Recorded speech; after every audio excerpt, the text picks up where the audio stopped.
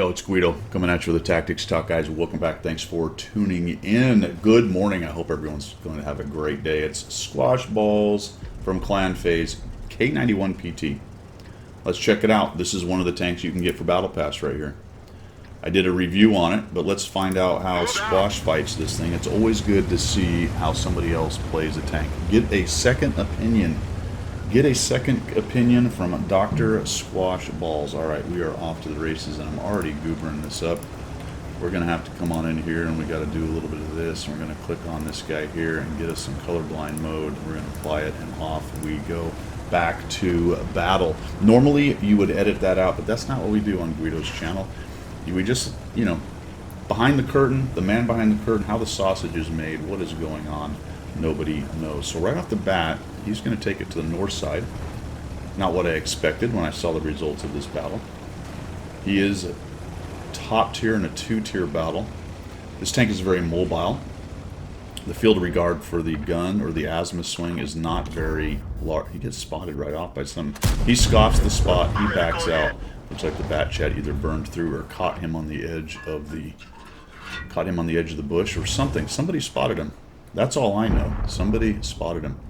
At tier 8, you're going to have a CVS, so as he's moving around behind that bush, it's going to burn through all that good stuff really nicely. So he takes a couple shots, he gets away with not being RD'd or shot at, and now we're moving up. We got a bat chat facing off with a WZ. He's looking for that little shot on him. Oh, the gun is a little bit potato.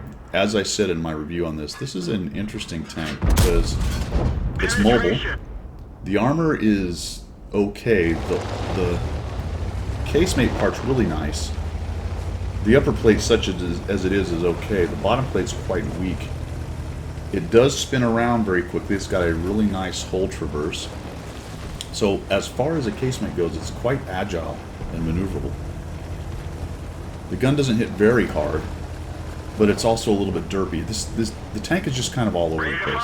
390 average damage really isn't very much now that I think about it. I said it hits sort of hard, but goodness gracious, it's a tier 9 TD, and all it's doing is 390. But look what Squash does. It comes down here. That's what I'm talking about on the hull traverse. This thing can really stick around with tanks that are trying to circle it. Really surprise people. Look at that. Just look at that spin. Just right back around. Now he's going to beat up on this poor Centurion. No, Centurion's going to hold down. Are we going to pixel snipe with the old derp? Oh, look at that. The old derpy gun worked out for us. So I like this. I do this a bit with this tank myself. Get up in front, get a little brawling going on. And maybe not necessarily brawling as in your face brawling, but being able to move from position to position and leverage opportunities like he did down there against the 12T. He just jumped on a 12T and took him out. There's not a lot of TDs you would do that with. The Baraska is just going to stare him down, but shoots right into the dirt. We're shooting the regular AP first. He's carrying 15 APCR. Gets a trap. I have no idea how that happened, but it did. There's the WZ, potentially the bad chat. He's in behind them, and that's what's nice about this gun. Takes out the gun, unfortunately, so that's going to cost him on that shot. It's up to 2,100 damage. And this tank kind of moving itself into what's really a more medium kind of position on this tank, right? Kind of leverage the opening here. You'll see mediums sneak into this position if they can and start shooting guys in the back, but we're doing this with this TV. A little bounce, there you go. There's the WZ actually shooting one of the stock guns. He's only doing 250 alpha, so he's hurting a little bit with one of the smaller guns on that thing. The Baraska is a bit of a trick. He's got a slight crossfire, but here comes the other bad chat, 25T AP. He comes in there and starts wrecking. Starts wrecking the other one, wrecking the purple one / red one. And Squash has done a nice job collapsing this flank over here. It looks like the purples have done the standard take the low road down there and they're pushing up around the corner. Isn't it interesting that I think even 4 or 5 months ago, nobody would get on that low road. They would all sit back there and get farmed. Oh, this is beautiful. There's an Argus sitting right there. We'll just go ahead and detonate that guy for 450. Well done. Well done. You'd get trapped kind of where the Centurion is if you were on the south spawn, but more and more I'm seeing the purple guys move around and the green guys, the north spawn, sit back up on the top of it and using their RD and their hold down the TDs in the back. So the meta on this has swung around a little bit. You just got to kind of pay attention. If you've got enough people coming with you, this WT Squash Balls is just right in their backfield, causing all kinds of havoc. With the Artie dead, the enemy Artie, then he's in good shape. Thing reloads pretty quickly. He's shooting and scooting. Look at that, dude missed. Holy cow, that's awesome. I'm just going to come on up here. Nope. He was going to chase him, but he does have a guy off to his right. He ignores that. The WTs make... Fantastic.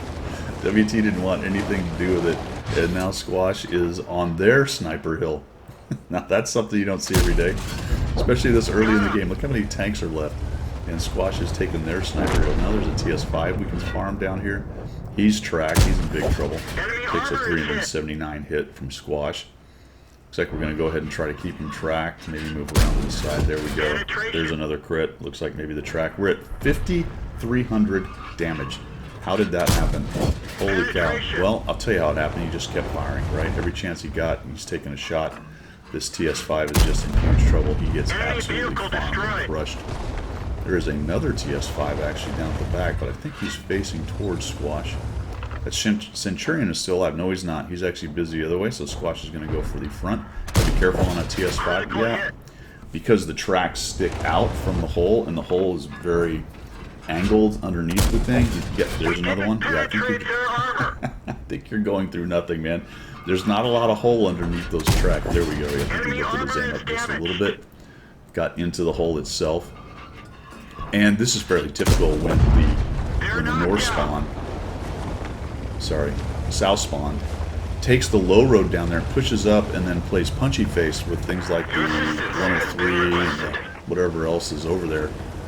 Plus the artillery, they just get slowly whittled down. It's so hard to push up and over that ramp. So my advice to you folks out there is take this low road, sweep whatever is down there. If they send someone down there, kill them off.